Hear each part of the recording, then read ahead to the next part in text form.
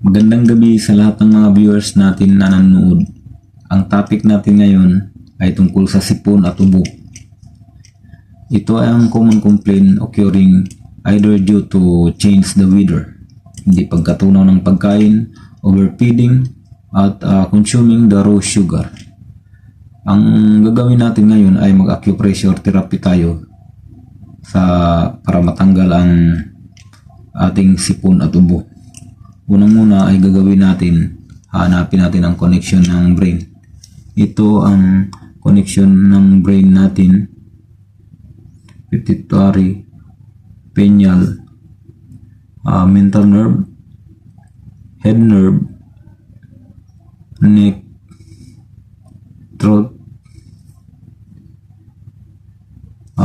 cold. Ito siya, cold.